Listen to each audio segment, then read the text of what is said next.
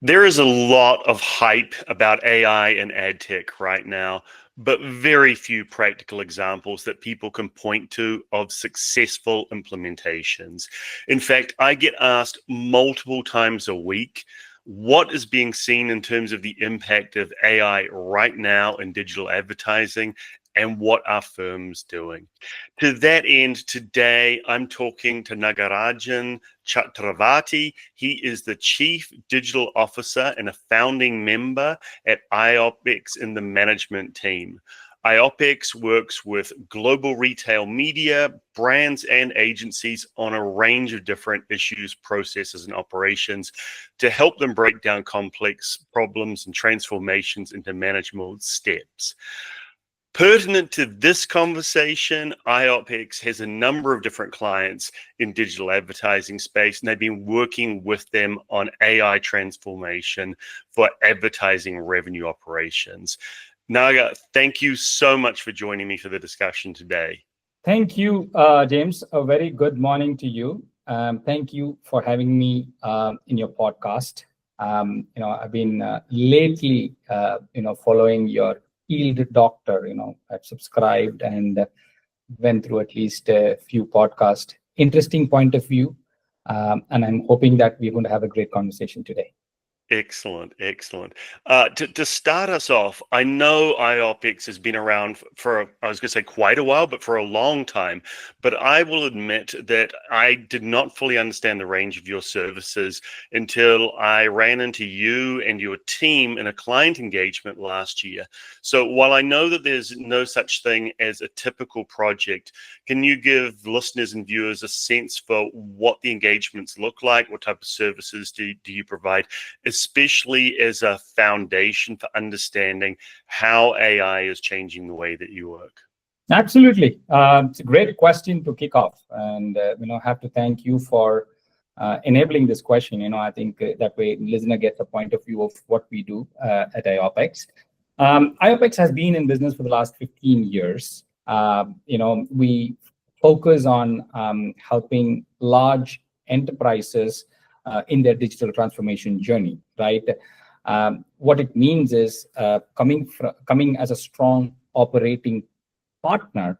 We take a practitioner's standpoint, and we were optimizing operations, and that's basically stood as the foundation for what we do today. I'm going to take a decade back. Probably the SaaS companies were founded to simplify operation workflow.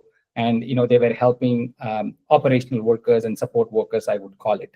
And what we are doing currently is we're kind of taking it further by creating software that actually works like a worker themselves. In our terms, we call it as command agent for business. And these command agents, also sometimes it's called as Agentic AI. What it basically does is it performs complex tasks and makes the operation much more simpler and efficient. And our goal is, make the life of the operators easy. And command agents is something that we are betting on. Got it. So let's really get into it now. Can you give me a practical example of advertising revenue operations process that is fundamentally changing as a result of AI? Great question. I think based on our experience, right? I think based on some of the POCs that we have done, some of the live implementations that actually is absolutely going on, I would actually like to break the process or abstract the process into three different types, right? AI is actually helping people to validate their current state based on past data, experience, and guidelines, so that it becomes much more easy and predictable when they actually, build a future forward model, right? And the second important thing is people really wanted to use the past data and say, tell me, in this situation, what's the next best action that I have taken and that has actually yielded success in the past, so that I could acclimatize to my current situation. And third, when you do all of this, these becomes important decision-making points. And once these decision-making points are there right in front of you, how could you convert it into actions? That's where the agentic comes. So these are the three broad classifications that I would call that are prevalently becoming the thought process when you start identifying and defining what process you would end up automating. So to get into the context of the revenue advertising operations, right? I think there are a lot of use cases that I see, and we are currently helping a lot of our customers to adopt the agentic AI approach. Some of the things is, hey, I have past performance data. I have past performance data across channels, past performance data against audience.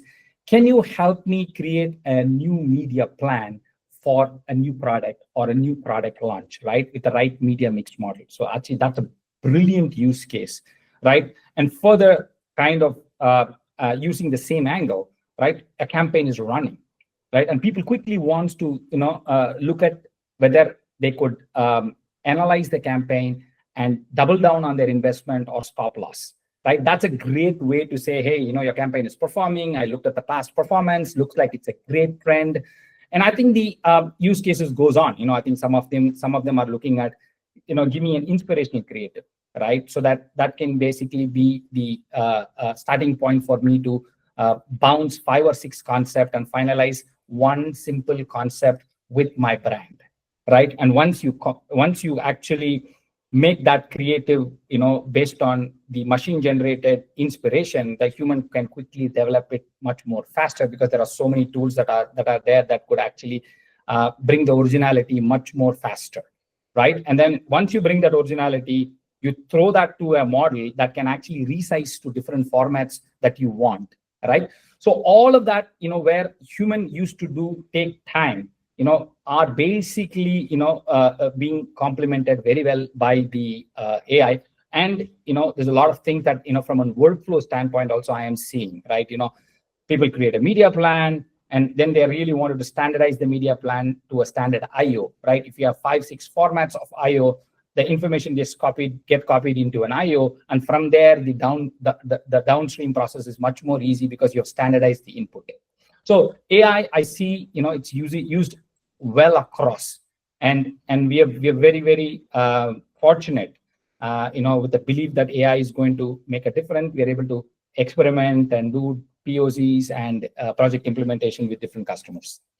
Got it.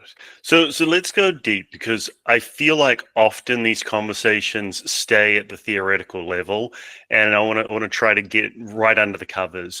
What are 2 or 3 of the things that change the most when you bring in an AI agent, and talk to me about the impact of those changes? Good question. So I'd love to answer this question philosophically first, and then dive deeper into the specifics of what is actually changing, right? A few decades back, if you look at most of us grew, right? Probably I'm dating myself. So I'm still trying to stay young and relevant. Few decades back, we had a lot of questions for which we were going and finding answers, right? And today, with the evolution of technology, with AI models coming up, we have the models filling all forms of answers in the way you want. But what is very, very relevant is asking the right question so that you take the next best action, right? With that as the premises, right? I think every organization, right, when they wanted to convert the theory into practice, right, the biggest changes that I genuinely, see that the AI agents will bring in the way the organization needs to redefine itself is speed. First is the speed versus the oversight from a trade-off standpoint, right? The team should actually move away from actually executing the task to managing the task that the AI does. I can give you a small example, right? So let's say if I am working with an agency or working with a brand, and I need to create media plans, right? Probably without the AI, I would be productive, very productive, meaning what I mean by that is maybe I will be doing 5 media plans a day, or maybe if the media plan is complex, 5 media plans a week. But with AI, helping to power, probably from the 5 can actually graduate and become 15, or to some extent 25. right? That's the speed versus oversight trade-off that I first see, is the change that the AI would bring, and that's where I would actually focus on how to enhance it. The second is there's genuinely going to be a skill set shift from an execution standpoint, where you kind of know the training process, procedure, how to get it done, to prompting so that you can get things done faster, right? And what I mean by that is the skill that we used to have is how fast I could do this and how fast I get trained to know the nuances of a tool or nuances of a process. From there, you have to kind of move to how well you could communicate to your AI from a prompt standpoint, so that you get the next best action or you get the next best inference. And then how do you spot the AI saying that it is doing the right thing or the wrong thing? So that's the second important factor that I am seeing. And the third important thing is, always these automation, this AI are always something that, we develop to kind of reduce the error rate, right? So definitely there is a change in the error pattern that we have to look for, right? We will no more have, human silly mistakes, because systems are going to actually get automated, systems going to provide the valid information. And what is very, very important is, as a human, you need to figure out whether it's the AI hallucination or am I actually doing the most appropriate thing. I think a quality control is something where I see as a third pattern change that, we need to adopt. So bottom line, AI agents is just not going to make things faster. It's fundamentally going to change the process and the approach in the way we run and execute things. And any organization, when they are kind of moving from the theory to the practicality, right, from an execution standpoint, what is very, very important is they have to relook at it from a 360 degree and start looking at what kind of changes that they could bring in along with AI. I'm so glad that you're raising the error pattern changes, and I'm going to keep digging for the gold, because I think this is what people really want to hear. Because AI is not going to make things perfect, and I think it's important you're putting a spotlight on some of the new biases and challenges that can be introduced. Can you share some examples from an implementation?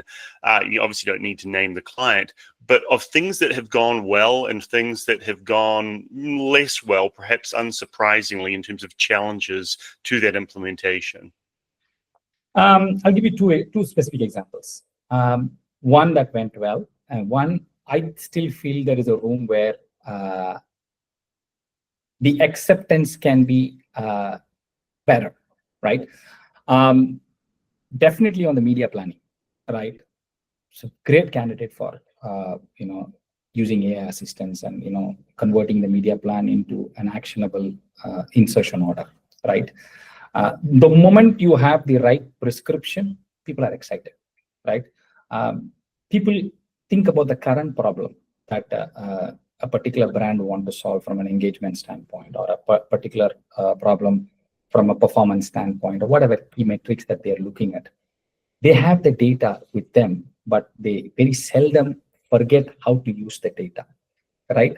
And one of the implementation that I would say is, we were able to ingest about the last 2 years of campaign performance, media plans, IOs for different customers. And, we created a vector database. That itself was a great achievement in my mind, vectorizing, and making the data available for an AI call, right? That itself was a great implementation. And we were able to nicely break, that approach in the most simplistic way, right? That a normal human can actually understand, interpret, and use it, right? And the second was building good prompts, so that when you basically go back and say, hey, I have $20,000 budget, and I'm running actually an upcoming beverage brand, and I wanted to reach audiences between 18 to 42, right? And give me the best channel, give me the best site, give me the best rates that I need to have so that I could run this campaign successfully. So it basically looks at all the past data, which a normal human, it's highly impossible to actually look at. And then it gives you, this is plan A, this is plan B, this is plan C, right? And then you can actually start interacting. I like plan one, I like plan two. Can you combine plan one and plan two and give me an alternative plan? And if you look at a human doing it, imagine human doing it. 3 spreadsheets here, he has to remember, and there is what I call it cognitive memory that you will not hold for sometimes, because after pulling the data, you go for a lunch break. Nothing is, a limitation for an AI. The AI gives what? Because it has persistent memory forever, right? So I no more call it as a persistent memory, forever memory that you basically have. That's one example that I would say, media planning and then converting it to an IO is a classic thing that really went well. And I'm advocating that big time, because it's a very important first step. Then when you make the right plan, I think you can make the right execution.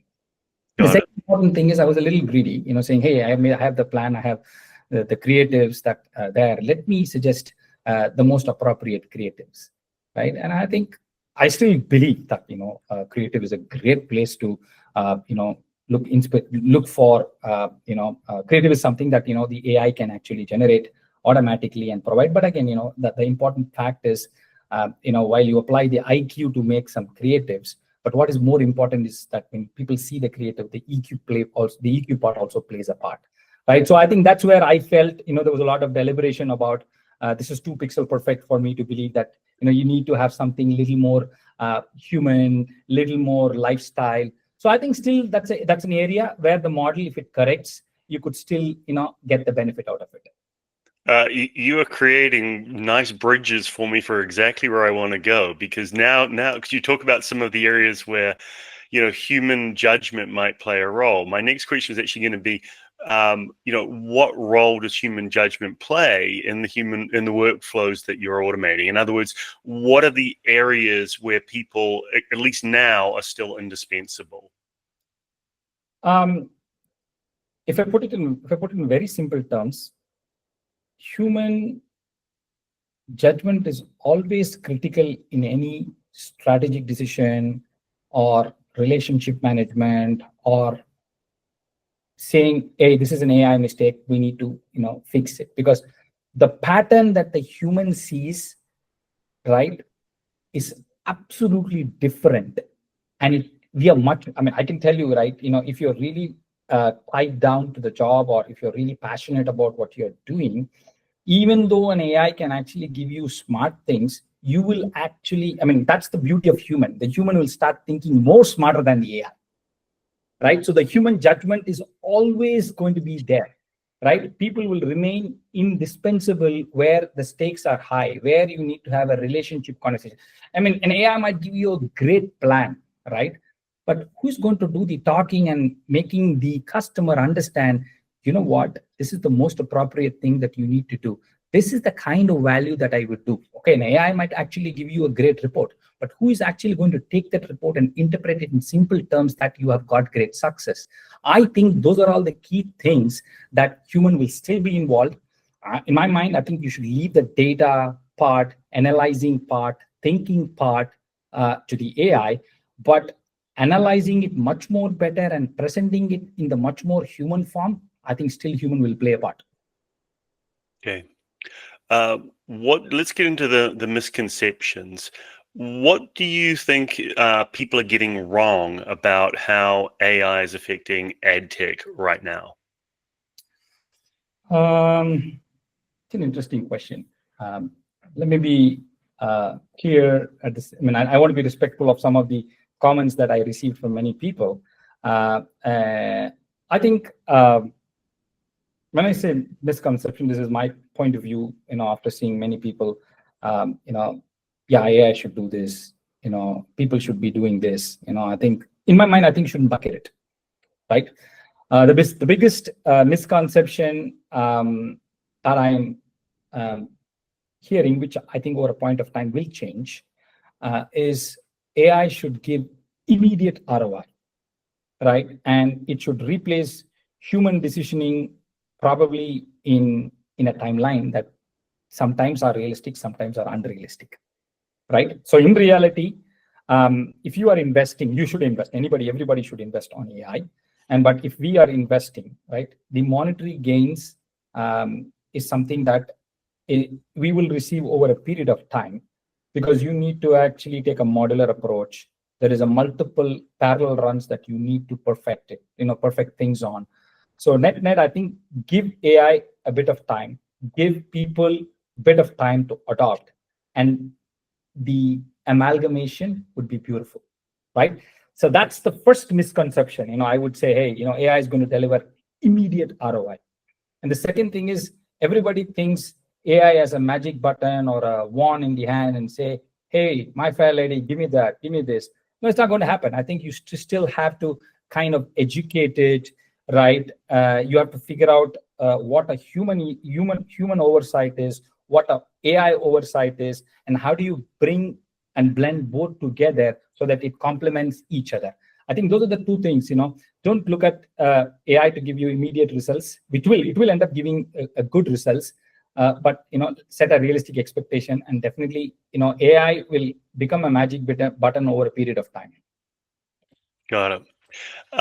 Where do you believe that AI will have the largest impact, or even be the most disruptive within digital advertising? I would say 4 unique areas, or maybe 3, 4. Yeah, 4 unique areas. Definitely on the creative and content automation part, right?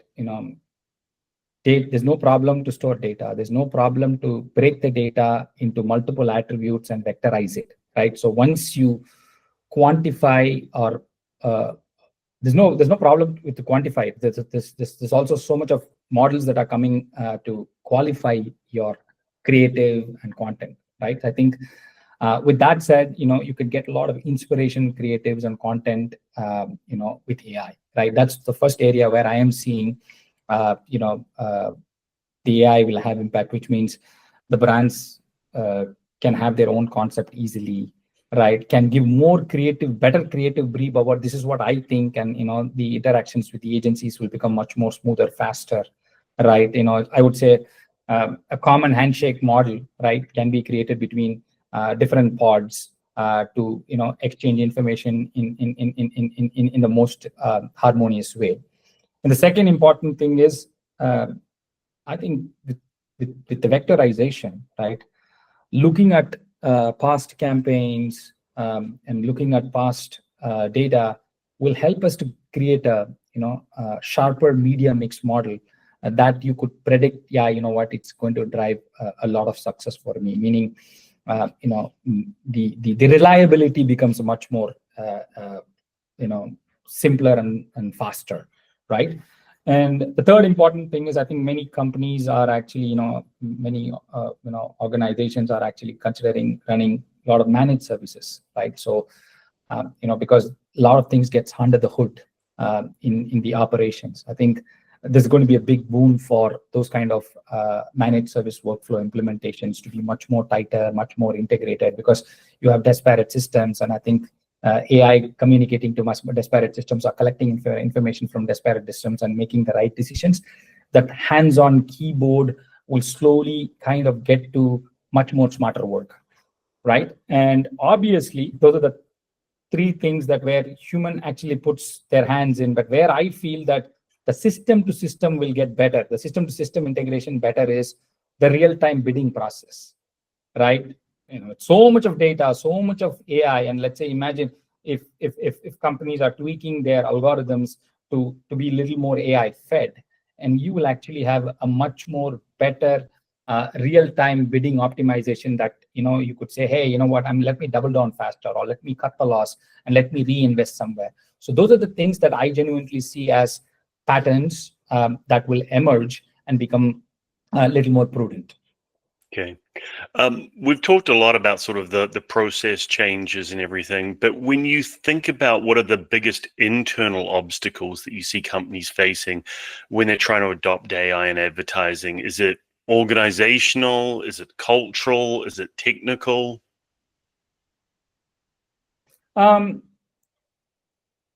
Any change when we try to adopt, right?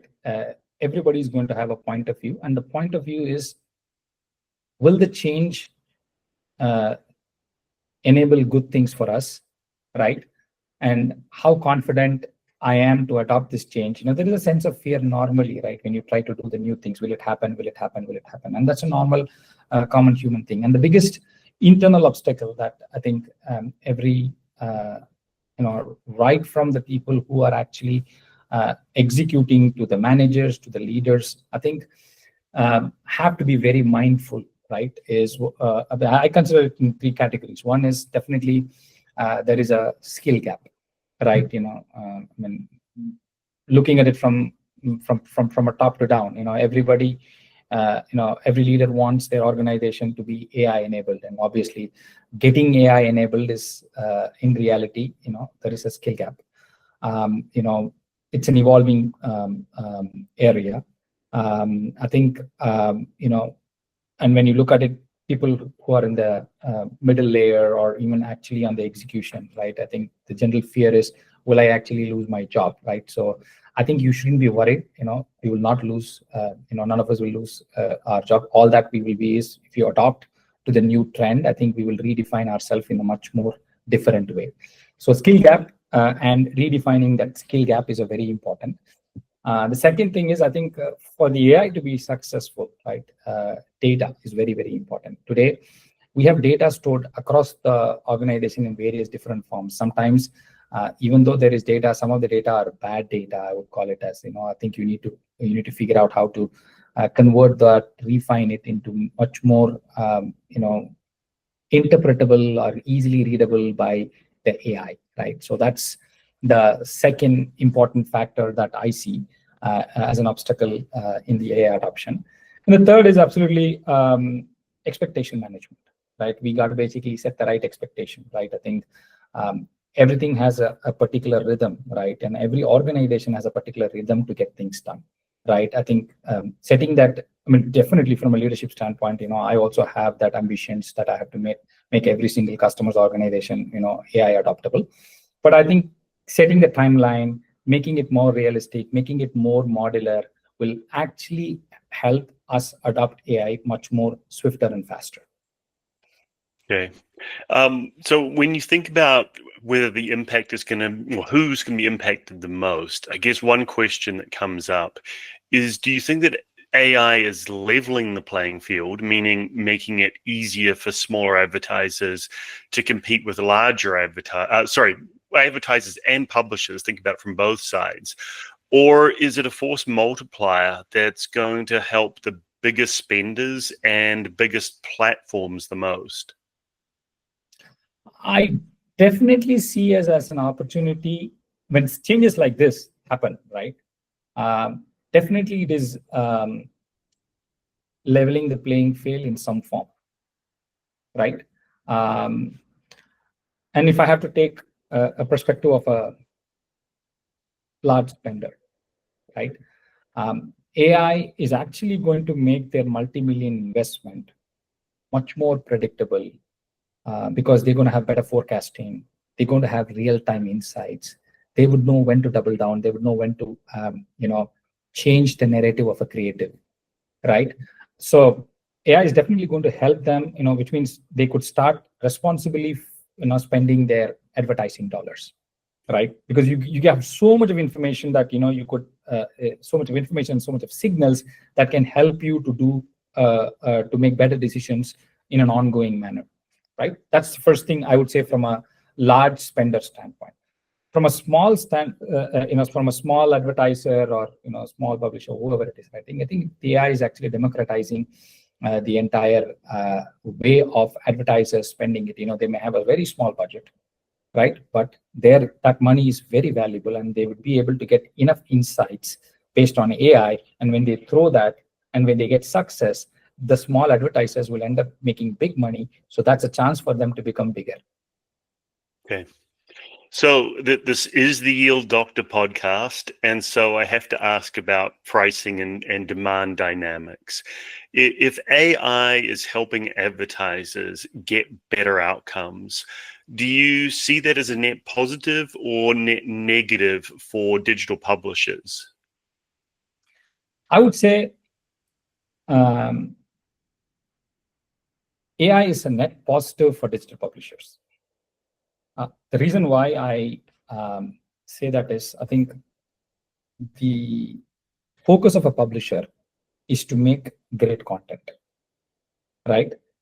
And when you make great content, right, you will end up having great audience, right?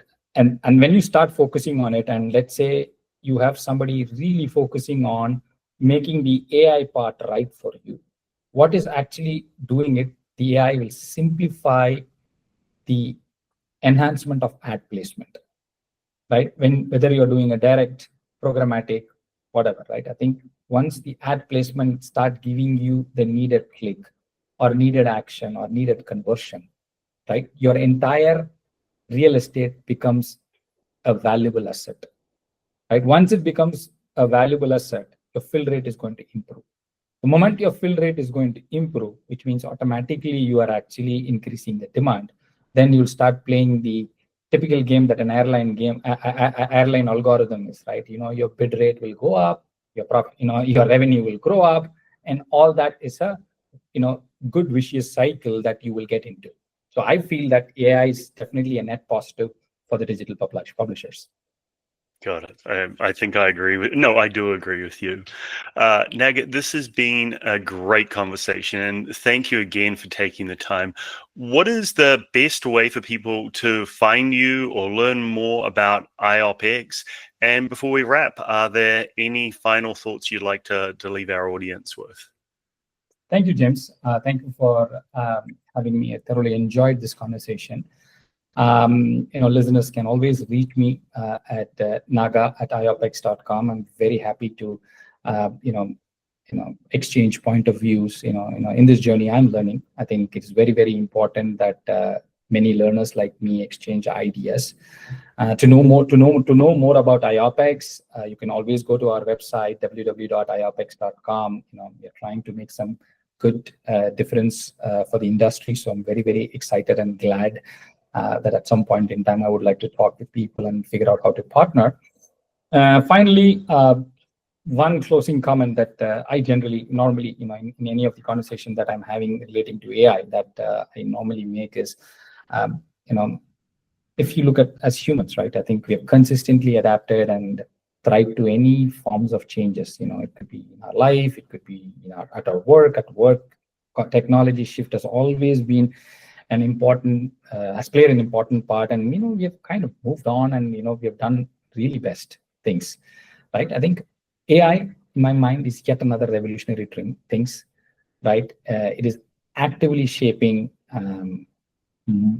our advancement, the work that we do. It's that the work's advancement, and I'm very, very optimistic. This change is going to be making a good, meaningful impact, and the fact that we have caught on to this wave, much early. Thoroughly enjoying the journey, solving problems for our customers. Thank you so much. Really appreciate it, and I'm sure we're going to cross paths again. Have a good rest of your day. Thank you, James. Nice talking to you.